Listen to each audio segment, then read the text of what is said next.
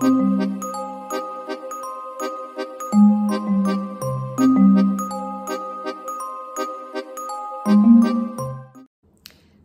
welcome to this new video. My name is Martina Vincenzi and I am the founder of the VIP Flight Attendant Academy Private Jet Coach. Today we are going to talk about service styles.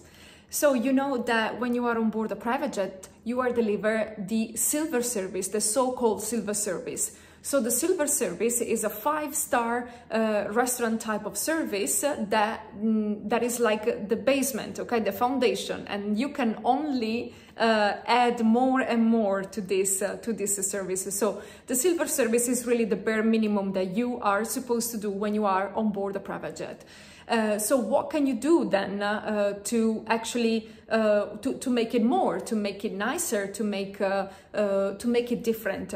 Well, I think my best piece of advice for this question is you have to adapt. You have to adapt to the situation. You know, when we say that the best quality of a VIP flight attendant is flexibility, we are not only referring to the fact that this person is capable to jump on a flight and reach the jet and start flying with a very, very short notice. This is, of course, a very appreciated type of flexibility, but it's not the only one. So the flexibility that we are actually talking about is the capability to read your cabin, to read your flight and understand what is needed in this flight, and then adapt, okay? Adapt your service proposal to the situation. So, for example, you can adapt the type of service according to the flight time. There are some companies, they do not want the flight attendant to order any catering if the flight is below 60 minutes. For example, or you have, you know, a long haul flight, 8 hours, 10 hours. So maybe you want to go for at least 2 services. Who is going to decide all of this? Well, you, the flight attendant. So the VIP flight attendant has absolutely the last word on how to conduct the service on board a private jet. And nowadays, I wanted to tell you exactly how I do, how do I adapt my service according to the number of the customers. So up to, I would say 4 or 5 customers, I just deliver the normal silver service, okay? So the plates are prepared in the galley. I warm up the food, then I plate my food very nicely in a sort of a MasterChef style, and then I give my service by carrying the plates on my arm. I go in the cabin and I nicely deliver the food to my customer. You know, and I just conduct the service and the meal this way.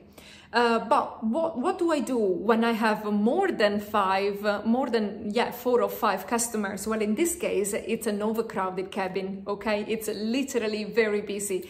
So with 6 customers above, I take into consideration the idea to propose a buffet type of service instead of the standard normal silver service.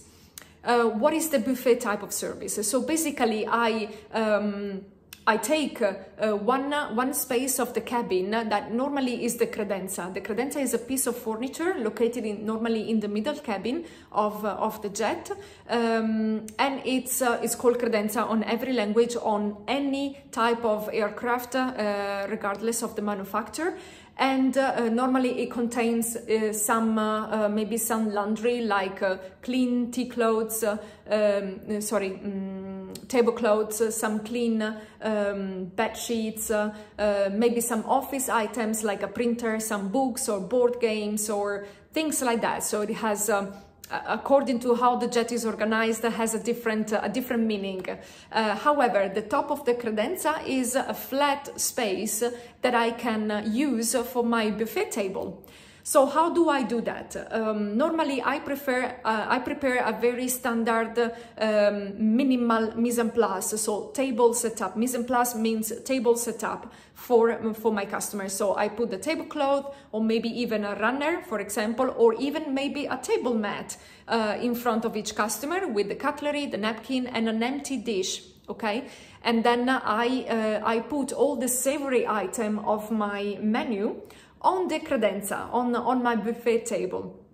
then I instruct them that this is a dynamic service, so they can stand up, approach the buffet and serve themselves, okay? Help themselves with whatever they like. It's a very dynamic service, so they can, you know, eat standing, they can move around the cabin, they can go chit-chat with the people seated over there, and then they come back and they can go on the other side. So it's very dynamic and pretty chaotic even, I would say.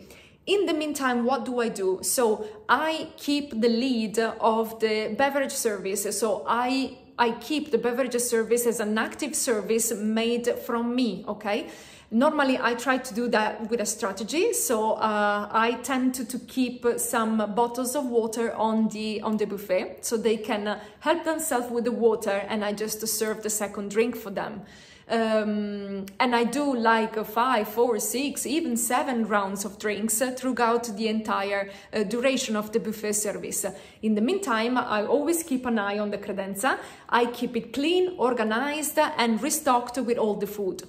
When I see that they are no longer approaching the buffet table, or that we are now 1 hour before landing, it's time to remove the food, the savory proposal, and just place on the buffet my sweet proposal. Okay, by sweet proposal, what do I mean? Well, my desserts, but that could be, for example, a big birthday cake, so they all have the same cake, okay, if they are celebrating a birthday, or maybe an assortment of petit four.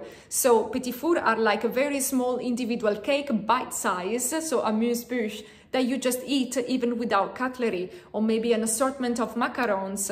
Or, for example, I can even decide to go for you know, a healthy option like fruit skewers or strawberries dipped in chocolate or things like that. And then, well, yeah, when it's top of descent, I have to clear up everything and just get the cabin ready for landing.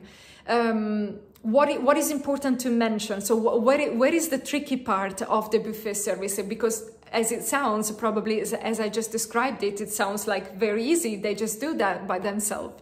Yes, this is true. They do that by themselves. But you are still conducting the service, okay? So you have to give the time for them to do those things. What is important to keep in mind is that the buffet service is not for all the flights, okay? It is for a very informal situation, like a large family traveling together, a group of friends traveling together, celebrating special occasions, birthdays, anniversary, Christmas, New Year's Eve. So there is like a relaxed environment, okay, and a relaxed atmosphere in the cabin. Second thing to keep in mind is that by placing the food on the credenza, so organizing the buffet, you do not have any appliance to keep the food warm, okay? So you have to choose what type of food you're gonna use for this buffet service very wisely. And what do I mean by that? You just go for cold food. So your offer will be, for example, sandwiches, assortment of sandwiches, assortment of charcuterie, a cheese board, a smoked fish platter, different type of salads, seafood salad, pasta salad, okay, roast beef, vitello tonnato, caprese salad, okay, whatever doesn't need to be warmed up or kept warm, and whatever has a decent resistance, okay, being kept outside of the fridge before consumption. So you also have to be aware about food safety. So you literally just take them out at the very last second with the intention for them to consume it as quickly as possible. So, as I said, you just choose this type of service with a very informal situation, and by giving them different choices of savory, and maybe just 1, 2, or maybe 3 choices when it comes to dessert. One of them is normally always the healthy one, so the fruit skewers. Well, I hope that somebody can find this buffet description service, buffet service description helpful for your next flight. And as always, if you have any questions regarding to VIP flight attendant lifestyle, private aviation industry, private jets in general, feel free to reach out. Well, that's all for today. So ciao for now, and I send you baci baci.